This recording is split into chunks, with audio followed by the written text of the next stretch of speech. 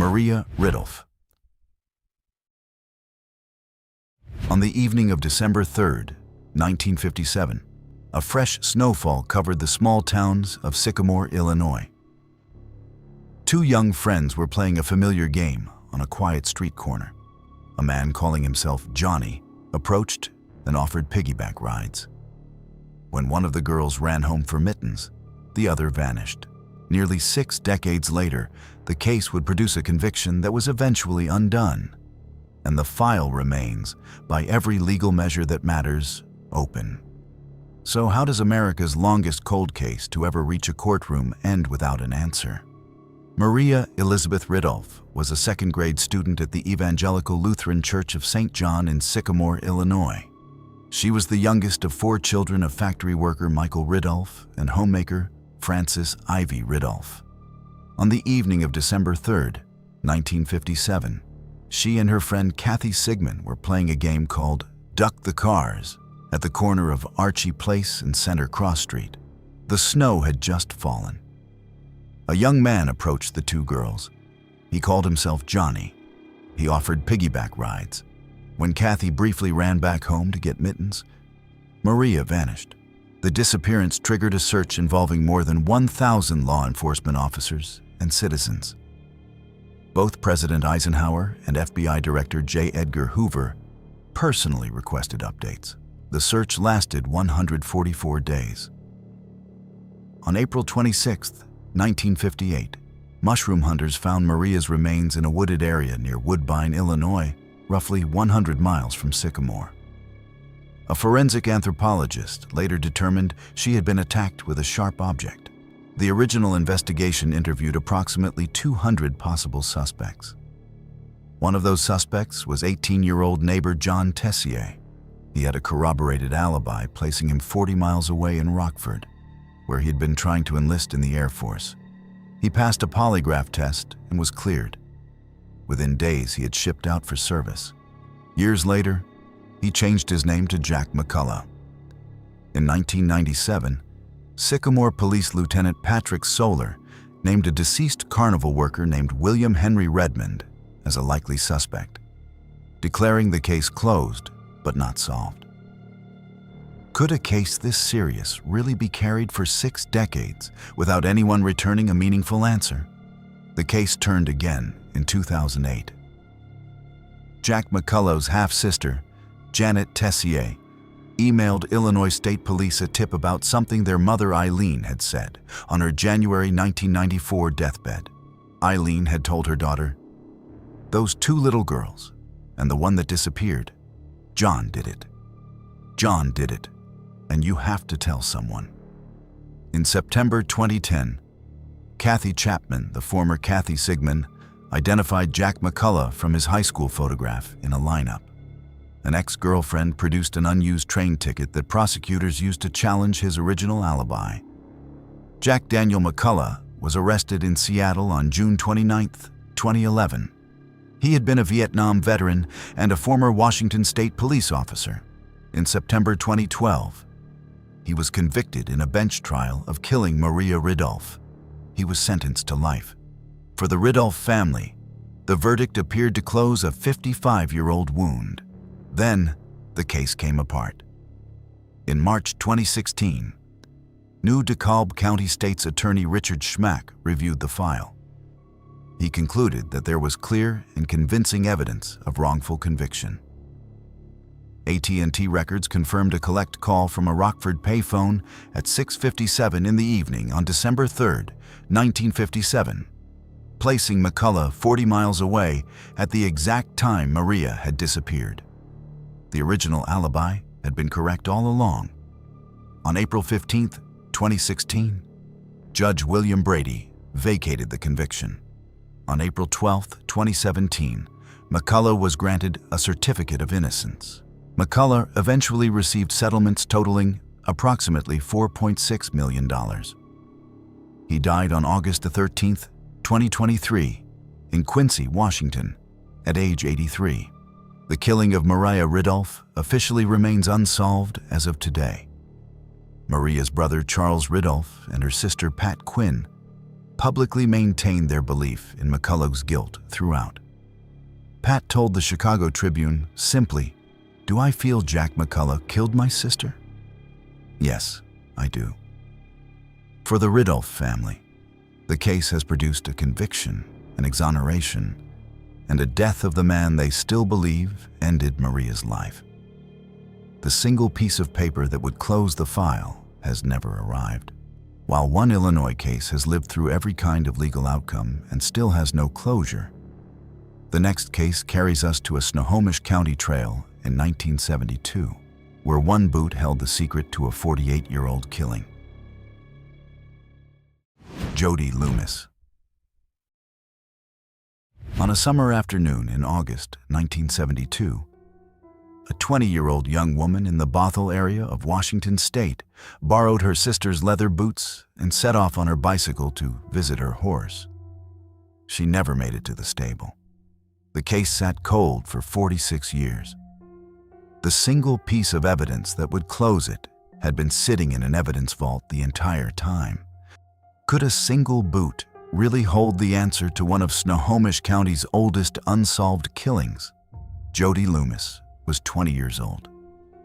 She lived with her family in the Bothell and Mill Creek area, just north of Seattle, Washington. She was a horse-loving young woman.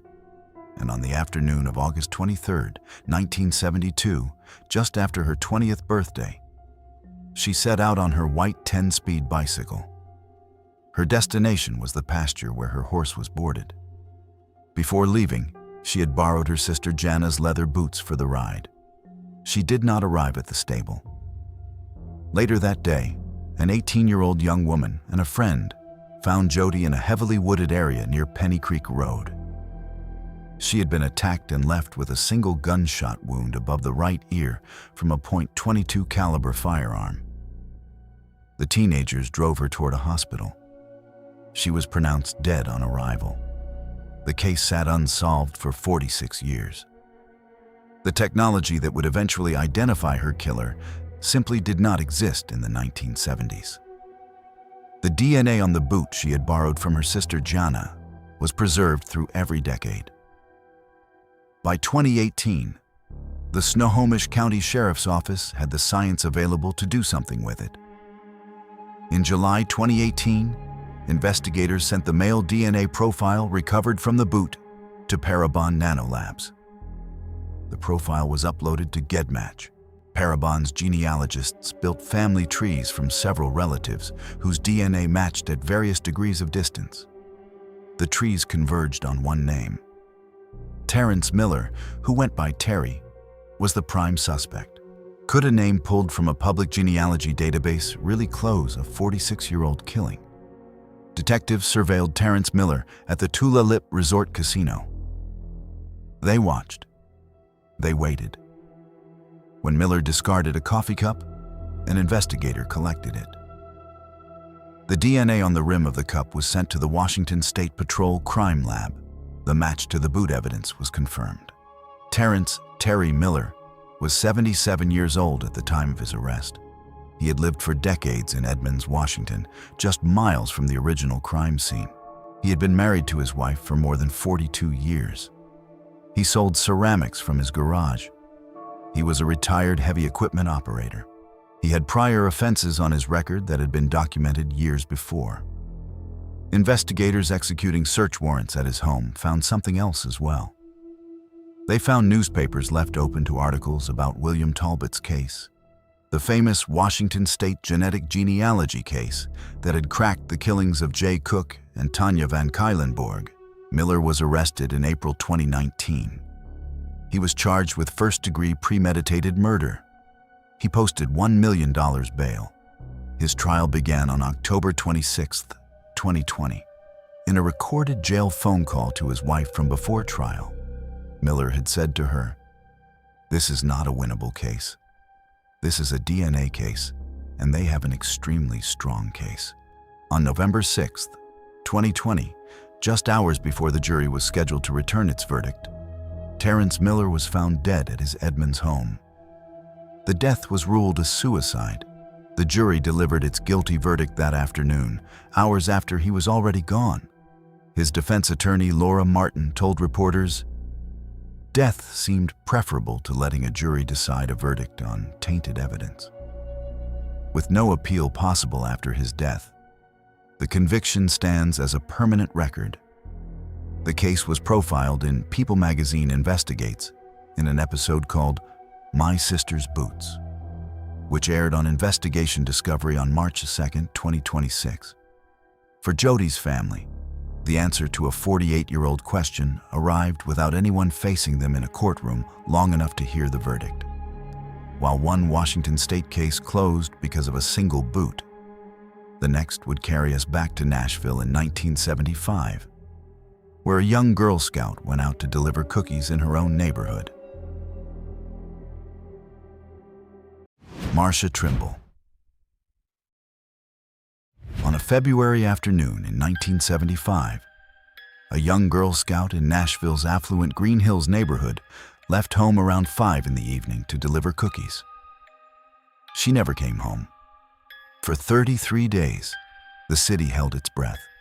Her body was found on Easter Sunday morning in a neighbor's garage just steps from her own house. The case did not produce a conviction until 34 years later. So who had been hiding in plain sight all that time? Marcia Virginia Trimble was a Girl Scout in Nashville, Tennessee. She lived with her parents Charles and Virginia Trimble in the Green Hills neighborhood, an affluent residential area of the city. On the afternoon of February 25th, 1975, around 5:10 in the evening, she left home on Copeland Drive with her supply of Girl Scout cookies. She was going to deliver them to neighbors. She did not return. The search for Marcia became one of the largest community responses in Nashville's modern history. Police, FBI agents, and volunteers searched the Green Hills neighborhood for 33 days. Her body was not found until Easter Sunday morning, March 30th, 1975, when she was discovered in a neighbor's cluttered garage on Copeland Drive. 7 boxes of Girl Scout cookies were near her. She had been strangled and harmed. Nashville police pursued teenage neighbor Jeffrey Womack as the primary suspect for years. He was charged in 1979 and released in 1980 for lack of evidence. The case continued to weigh on the city. In a formal public statement released on April 17, 2002, Nashville Police Captain Mickey Miller captured what the killing had done to Nashville. He said, "In that moment, Nashville lost its innocence.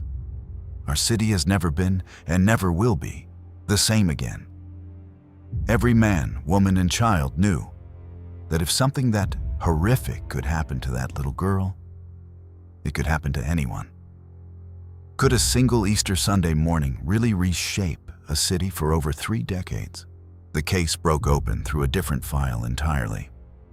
Cold case detectives Bill Pridemore and Pat Postiglione had reopened the 1975 killing of Vanderbilt student Sarah Desprez.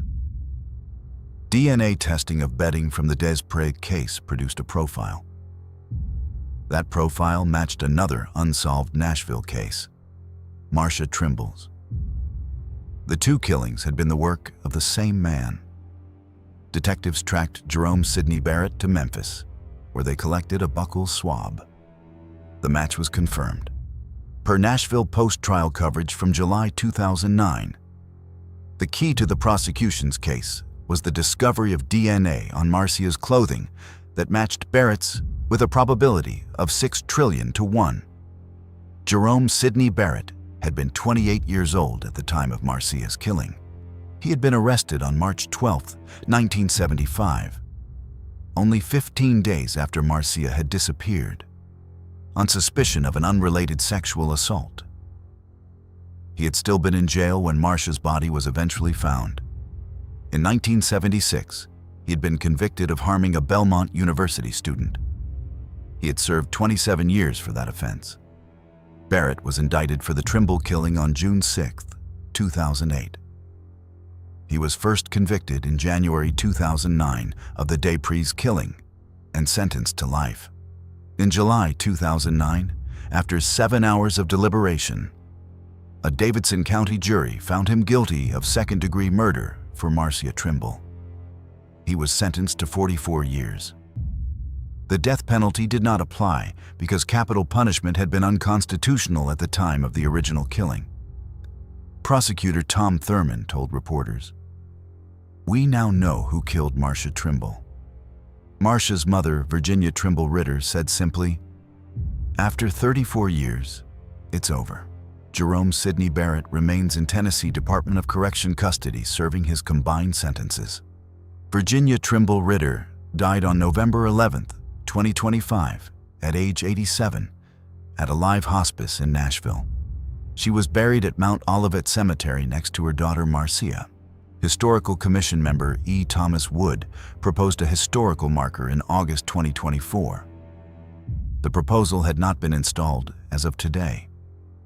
The Nashville Banner published a 50th anniversary retrospective of the killing in February 2025, while one Nashville family carried the answer to their daughter's killing through 3 full decades. The next case would carry across an international border, where a young couple from British Columbia drove across the Washington line in November 1987 and never made it home. Cook and Van Cuylenborg. In November 1987, a young couple from Saanich, British Columbia, borrowed a family van and drove south across the U.S. border to pick up furnace parts in Seattle. Their bodies were found in 2 separate Washington counties days later. The case sat unsolved for over 30 years. The man eventually convicted of their killings would become the first person in human history ever found guilty by a jury based on forensic genetic genealogy.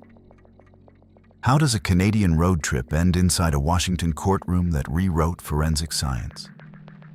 J. Roland Cook was 20 years old. Tanya Van Cuylenborg was 18 years old. The two were high school sweethearts from Saanich, British Columbia, who had been dating since the spring of 1987. Jay's mother, Leona, later said that Tanya was quite special to her son. Tanya's father, William, said they were good for each other. On November 18, 1987, the couple borrowed Jay's father's bronze 1977 Ford Club wagon van. They ferried south from British Columbia to Washington State. The plan was to pick up furnace parts in Seattle. They did not reach their destination. On November 24th, Tanya's body was found in a ditch in Skagit County, north of Bellingham. She had been harmed and shot in the back of the head. The next day, on November 25th, Jay's body was found beneath a blue blanket near a bridge over the Snoqualmie River, south of Monroe. He had been beaten and strangled. Investigators briefly considered Jay as a suspect early on. He was quickly ruled out. Taunting greeting cards mailed to both Cook and Van Cuylenborg families, with postmarks from Seattle, Los Angeles, and New York, were eventually traced to a transient with mental health issues who turned out to have no connection to the killings. The DNA profile of the actual killer had been sitting in evidence the entire time. For 30 years, the file sat. Could the answer really wait inside a database that nobody in 1987 could have imagined would exist? In April 2018, Snohomish County investigators sent the suspect DNA profile to Parabon Nanolabs. The profile was uploaded to GEDmatch. Genetic genealogist C.C. Moore began the work of building family trees. The first match was a young woman named Chelsea Rustad, who turned out to be a maternal second cousin who had been doing her own genealogy research as a hobby. The second match was an unidentified paternal half-first cousin once removed. The two trees, working from completely separate sides of the suspect's family, eventually converged on one man, William Earl Talbot II. Police followed Talbot to a stoplight. A paper cup fell from his truck. They retrieved it. The DNA match was approximately 1 in 7 quintillion. He was arrested on May 17, 2018. The trial opened on June 11, 2019. On June 28, 2019, a Snohomish County jury convicted William Earl Talbot II on 2 counts of aggravated first-degree murder. The verdict was something more than just a Washington state conviction. It was the world's first jury conviction obtained through forensic genetic genealogy. Every cold case that had followed since had built on what happened in that courtroom. Judge Linda Crease sentenced Talbot to 2 life sentences without parole on July 24, 2019. The appeals process that followed produced more law than the original trial had. In December 2021, a Washington state appeals court overturned the conviction, citing juror bias around a juror identified as number 40. On December 22, 2022, the Washington Supreme Court unanimously reinstated the convictions. Justice Mary Yu wrote the 9-0 opinion. On February 12, 2024, the Washington Court of Appeals Division 1 issued a substitute opinion affirming Talbot's convictions on all remaining grounds. The only adjustment was to strike an erroneous firearm enhancement. Talbot remains incarcerated at Washington State Penitentiary in Walla Walla. The case has been profiled in CBS 48 Hours in an episode called A Killer in the Family Tree, in ABC's The Genetic Detective, in PBS Nova's Secrets in Our DNA, in CBC's Fifth Estate, and in Eve Lazarus's book Cold Case BC. The 2 young people from Saanich, British Columbia, had reshaped American forensic law without ever knowing they would. Every cold case conviction obtained through forensic genetic genealogy in the years since June 28, 2019, has built directly on the precedent set by the courtroom in Everett, Washington that summer. While one Washington case rewrote the legal use of family tree DNA evidence in American courts, the next case carries to McAllen, Texas, where a Holy Saturday confession in 1960 would wait 57 years for a verdict. Irene Garza. On Holy Saturday, the day before Easter in 1960, a 25-year-old second-grade teacher in McAllen, Texas, drove to her parish church to attend confession. She did not come home. The young priest who heard her confession would remain a suspect for 57 years before he ever sat in a courtroom for what happened that night. How does a Texas family wait nearly 6 decades for a verdict that almost everyone in McAllen knew was coming? Irene Garza was 25 years old. She had been born in November 1934. She was a second-grade teacher at Thigpen Elementary School in McAllen, Texas. She had been a drum majorette, had been crowned Miss All-South Texas Sweetheart in 1958, and had been named Homecoming Queen at Pan American College. She was the daughter of Nicholas and Josefina Garza.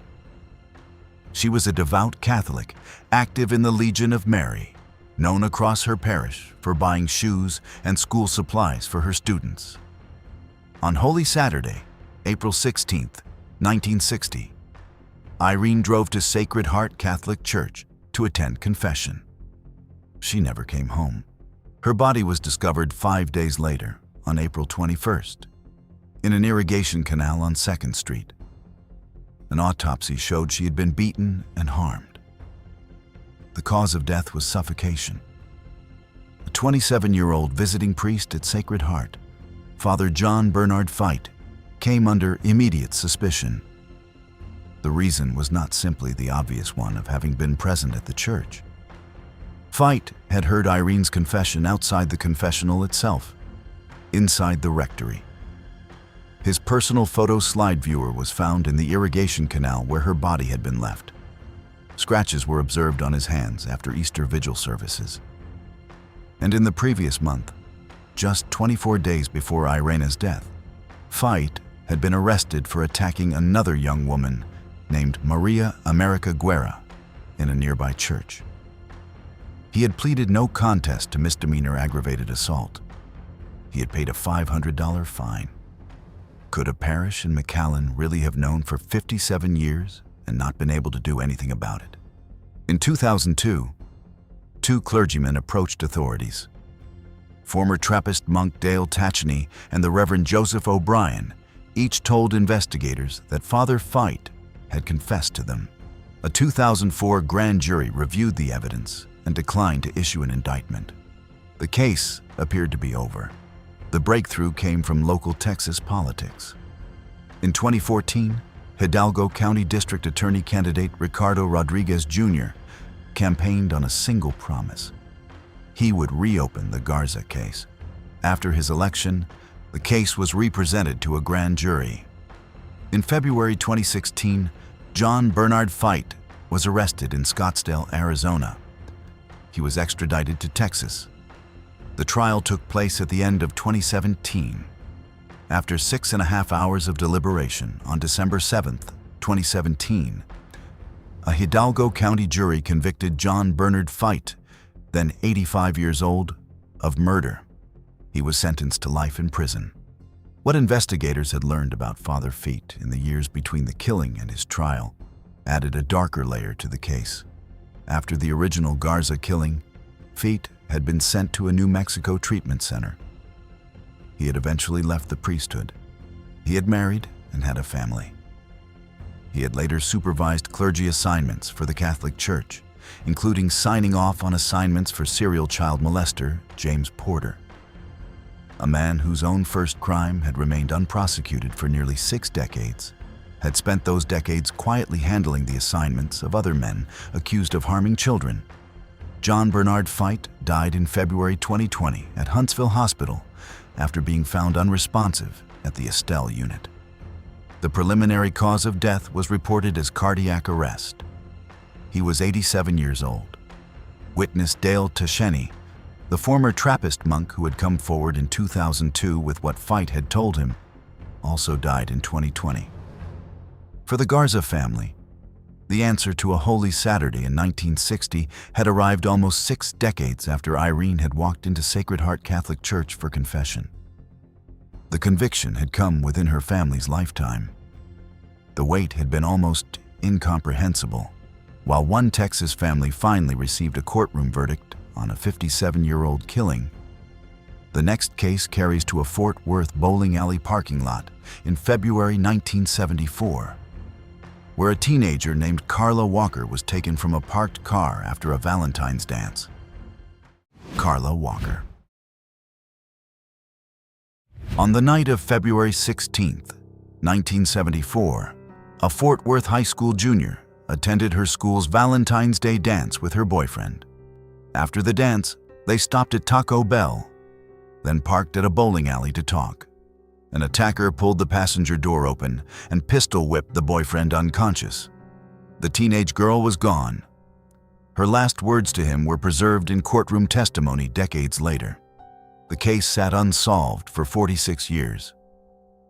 So who had walked across that bowling alley parking lot in 1974? And how was he finally named? Carla John Walker was born January 31, 1957. She was a petite 4'11" junior at Western Hills High School in Fort Worth, Texas. She was a cheerleader and a tennis player. She was the daughter of Leighton and Doris Walker. On the evening of February 16, 1974, Carla attended her school's Valentine's Day dance with her boyfriend, 18-year-old senior Rodney McCoy. Rodney was the quarterback of the Western Hills football team. After the dance, the couple stopped at Taco Bell. Then they parked in the lot of the Brunswick Ridgelea Bowl bowling alley. Around 1:45 in the morning of February 17th, an attacker yanked open the passenger door. He used a .22 caliber Ruger pistol to pistol whip Rodney unconscious. As Rodney lost consciousness, Carla's last words to him, later recounted at trial, were, "Rodney, go get Dad. Go get my dad." The attacker had dropped a Ruger magazine in the parking lot. Carla's body was found 3 days later in a drainage culvert near Lake Benbrook. She had been held alive for several days before being killed. Fort Worth investigators traced the owners of Ruger pistols across the region. They questioned a man named Glenn McCurley, who owned a matching pistol. He claimed it had been stolen. He passed a polygraph test and was cleared. The case went cold for 46 years. Could the man who had pistol-whipped a high school quarterback in a Fort Worth bowling alley parking lot really have lived less than 2 miles from the scene the entire time? What eventually closed the file came from the Houston area forensic lab, Othram, Inc. Fort Worth detective Jeff Bennett had been introduced to Othram by retired investigator Paul Holes during the filming of an episode of NBC's The DNA of Murder. Bennett sent a piece of Carla's bra to Othram for advanced genetic genealogy testing. Roughly 5 weeks later, Othram CEO David Middleman called Bennett. He said simply, "I have a last name for you. It's McCurley." McCurley had been suspect number 22 on Bennett's working list. Fort Worth police seized DNA from McCurley's trash. They then obtained a consensual cheek swab. The match was confirmed. Glenn Samuel McCurley Jr. had lived less than 2 miles from the Brunswick Ridgelea Bowl bowling alley for decades. As an 18-year-old, he had served 2 years in Huntsville prison for stealing a car. The car he had stolen had been taken from a bowling alley. McCurley was arrested in September 2020 at age 77. He was charged with capital murder. His trial began in August 2021. After 2 days of testimony, on August 24, 2021, McCurley changed his plea to guilty. He was sentenced to life in prison without parole. The Walker case carried another distinction beyond its closure. It was the first United States case in which forensic genetic genealogy evidence had survived a Doe-Bear hearing and been admitted to a jury. Even though the proceedings ended via plea rather than verdict, Carla's brother Jim Walker spoke after the plea was entered. He said, "We did our job to get Carla's perpetrator caught and brought to justice." Glenn McCurley died on July 14, 2023, in prison at age 80 of natural causes. The case has produced a piece of pending federal legislation, the Carla Walker Act, introduced by Texas Senator John Cornyn, provides 2 annual $5 million pilot programs to fund forensic genome sequencing and forensic genetic genealogy for unsolved cases.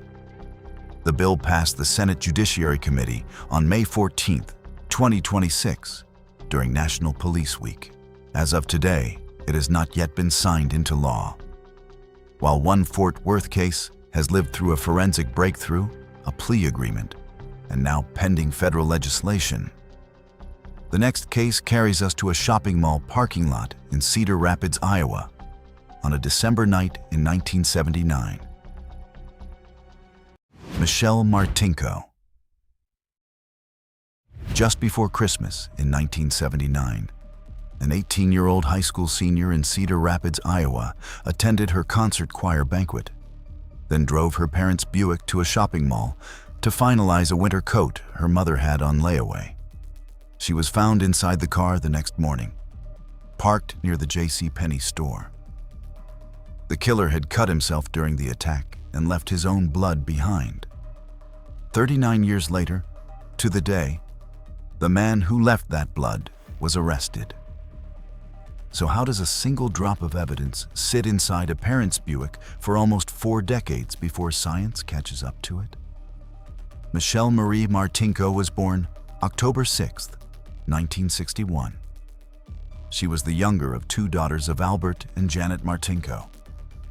She was an 18-year-old senior at Cedar Rapids Kennedy High School.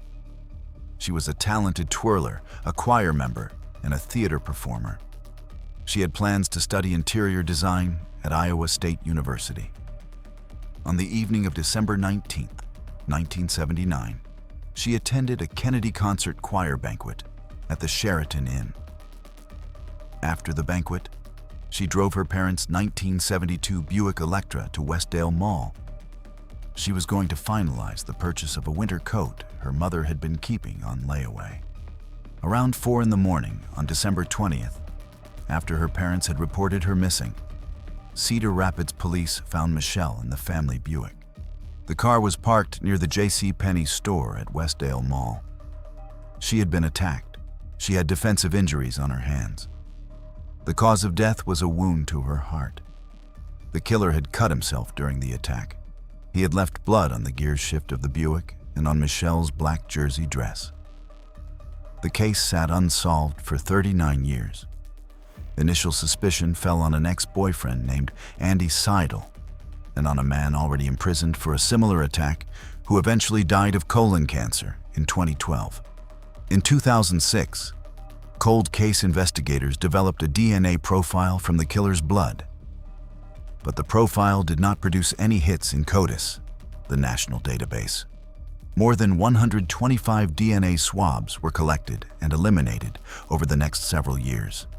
Could a Buick Electra parked at a shopping mall really have been carrying the answer to an Iowa cold case for nearly 4 decades? In 2017, the Cedar Rapids Police engaged Parabon Nanolabs. First, the lab produced DNA phenotyping composite images that were released to the public in May 2017. Then, in 2018, Parabon shifted to genetic genealogy. Genetic genealogist C.C. Moore matched the killer's DNA profile to a distant cousin named Brandy Jennings through GED match. Moore built family trees that eventually narrowed to 3 men, Jerry Burns and his 2 brothers. Detectives followed all 3. One brother had a toothbrush collected from his trash. Another's drinking straw was grabbed at a lunch outing. Jerry Burns himself was followed to a Pizza Ranch restaurant in Manchester, Iowa. The straw he discarded at his table was tested. The match to the original Buick blood was conclusive. Per Iowa Division of Criminal Investigation criminalist Michael Schmidt testifying at trial, the probability of finding the same DNA profile in a population of unrelated individuals would be less than 1 out of 100 billion. Jerry Lynn Burns was born December 23, 1953. At the time of Michelle's killing, he had been 25 years old. At arrest in 2018, he was a father of 3 living in Manchester, Iowa, about an hour from Cedar Rapids. He had no prior criminal record. He was arrested on December 19, 2018, exactly 39 years to the day after the killing of Michelle Martinko. The trial began in February 2020 in Scott County, where it had been moved due to pretrial publicity. On February 24, 2020, after fewer than 3 hours of deliberation, the jury found Burns guilty of first-degree murder. He was sentenced on August 7, 2020, to life without parole plus $150,000 in restitution. Brother-in-law John Stonebreaker spoke to reporters after sentencing. He said, "He will die a little bit every day, and in his long nights to come." And there is some justice in that. The Iowa Supreme Court affirmed the conviction on March 31, 2023, ruling that Burns had no expectation of privacy in his discarded straw. On May 4, 2026, Burns filed a petition for post-conviction relief, arguing ineffective counsel and challenging the original DNA collection. He remains housed at Anamosa State Penitentiary. Siobhan McGuinness. On a February afternoon in 1974, a young child in Missoula, Montana, set off to walk home from a neighbor's house only a block or 2 away. She vanished into the falling snow. Her body was found 2 days later in a drain culvert 10 miles east of the city. The case sat unsolved for 46 years. The man finally identified had been dead for 8 years by the time investigators ever knew his name. How does a single Montana case carry across nearly 5 decades and finally end with no one in a courtroom? Siobhan McGuinness was a bright young child living with her father Steve McGuinness in the North Side neighborhood of Missoula, Montana. The family lived in the 500 block of North 2nd Street West. On the afternoon of February 5, 1974, Siobhan was walking home from a neighbor's house. The walk was only a block or 2. She did not arrive. Search parties combed the area in a heavy snowfall.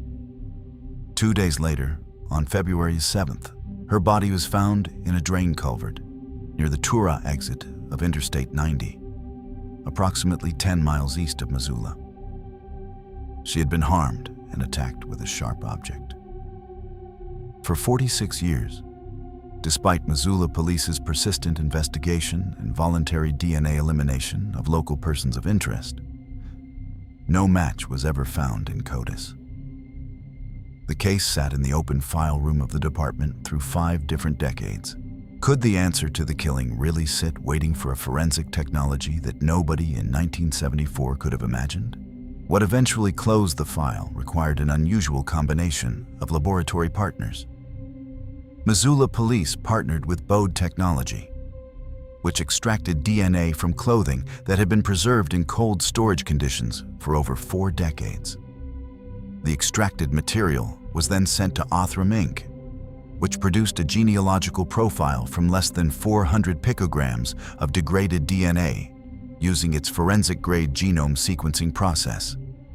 FBI Division Counsel Steve Kramer and FBI Special Agent Steve Bush then conducted the genealogical investigation, identifying the suspect through public database family tree work.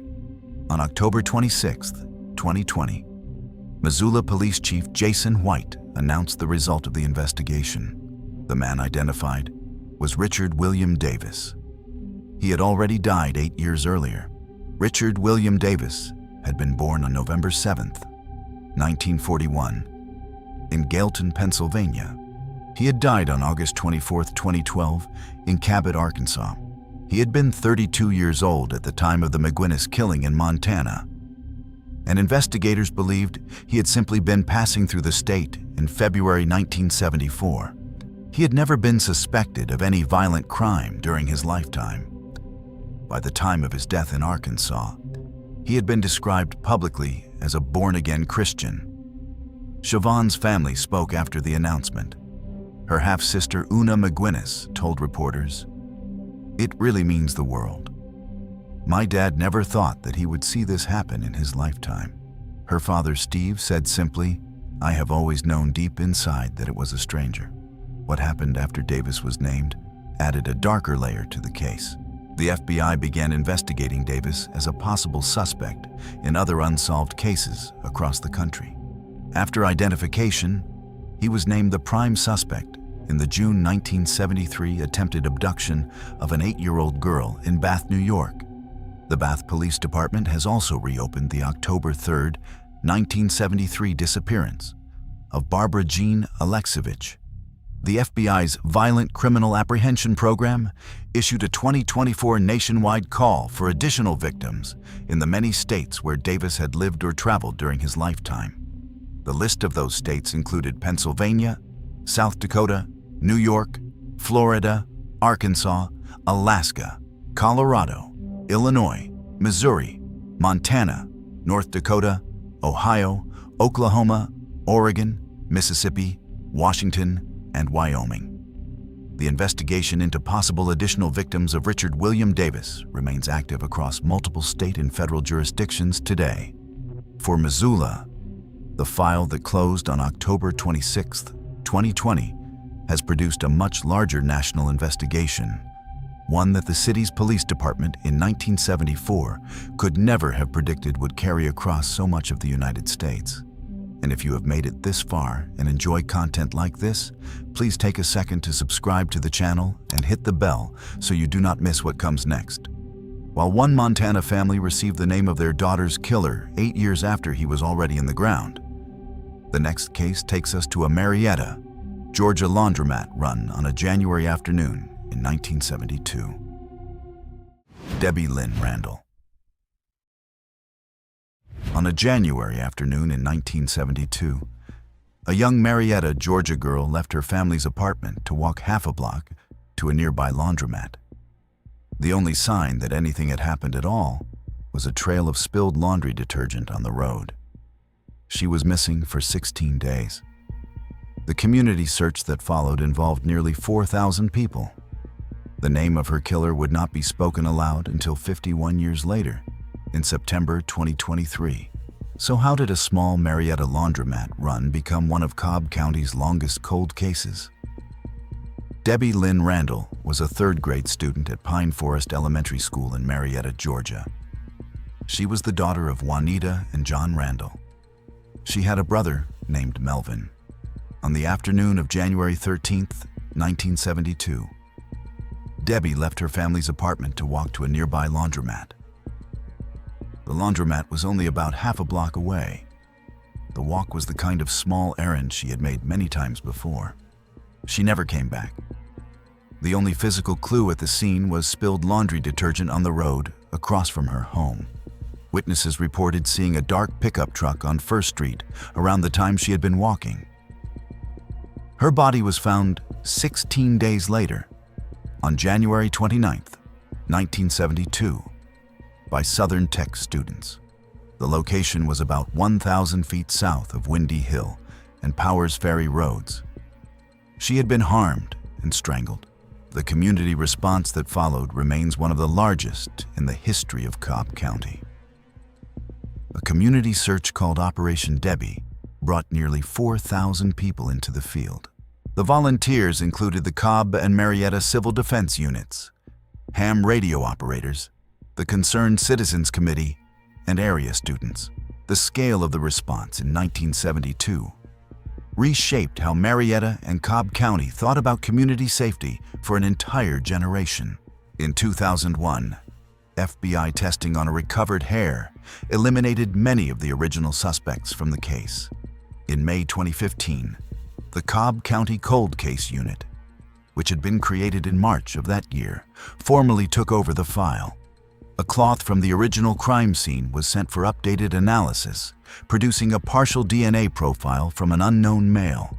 The match still did not appear in CODIS. Could the answer to a 50-year-old killing really have been waiting on the building of a single descendant's family tree? Years of additional work followed.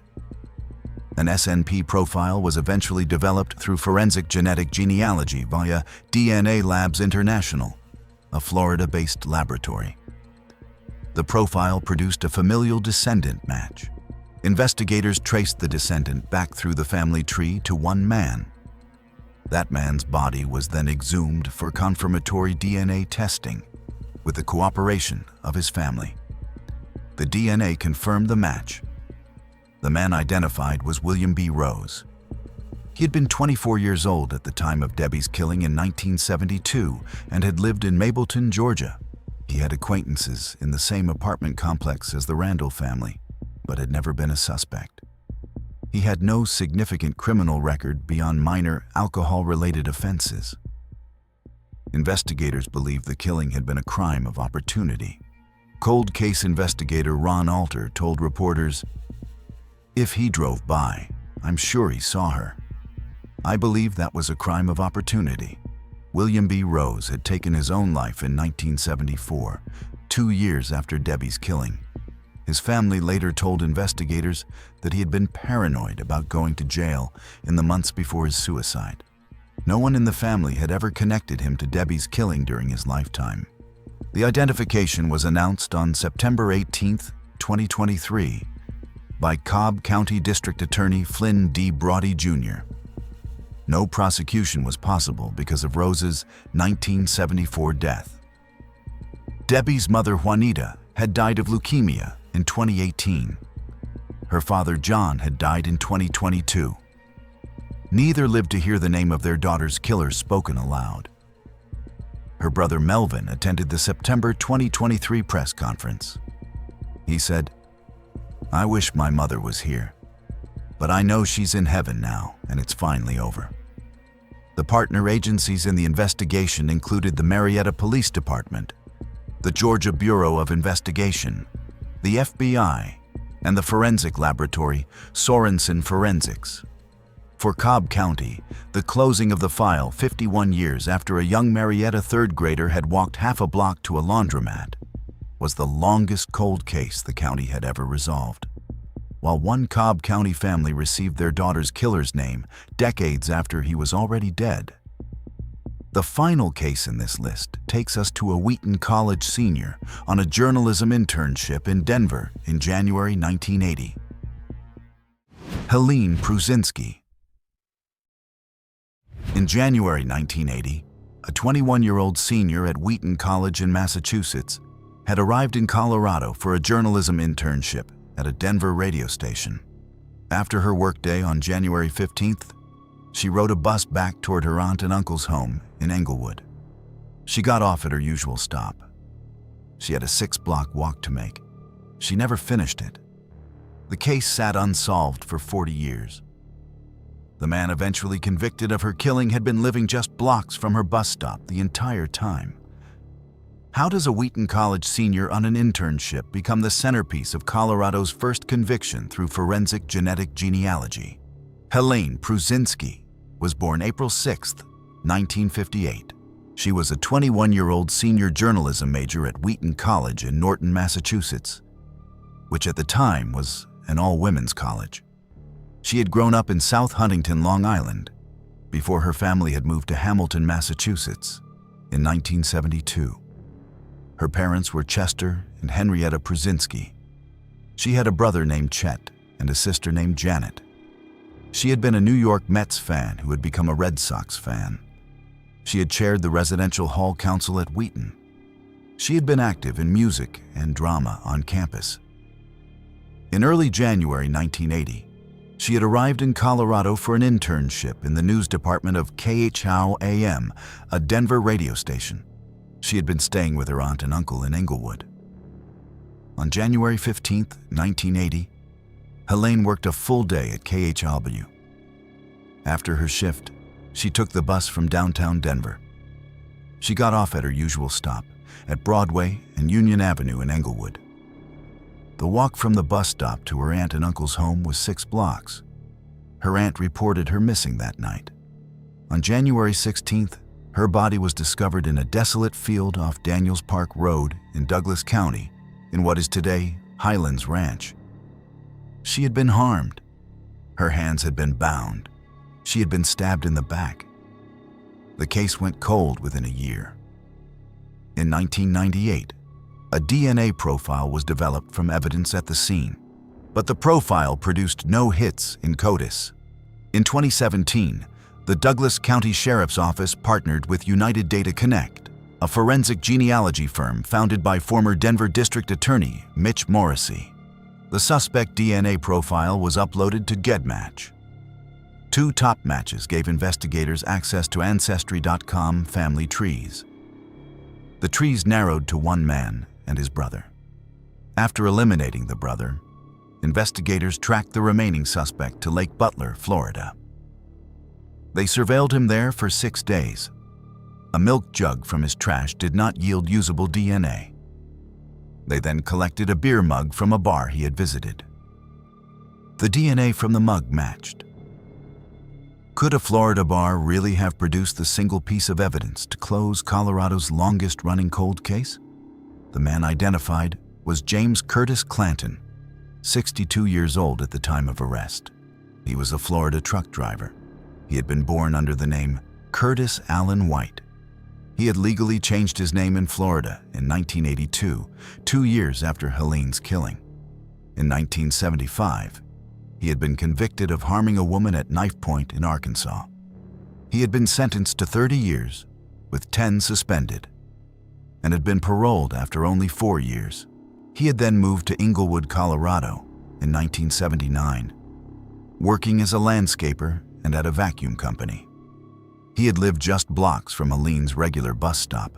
Clanton was arrested on December 11, 2019, in Florida and extradited to Colorado.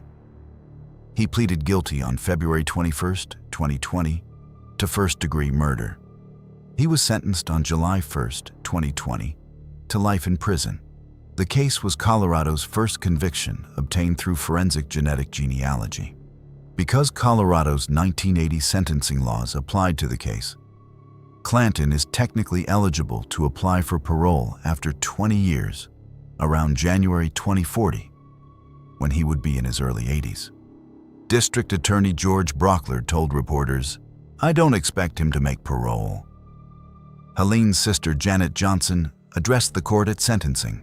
She said simply, "He took our kind, loving, sweet Helene from us." James Curtis Clanton is incarcerated at Bent County Correctional Facility in Las Animas, Colorado. A leadership award at Wheaton College is given annually in Helene Prusinski's name to seniors who have enriched campus life through contributions to student life and commitments to others. This was all from our side today. Thanks for watching. Click here to check out another video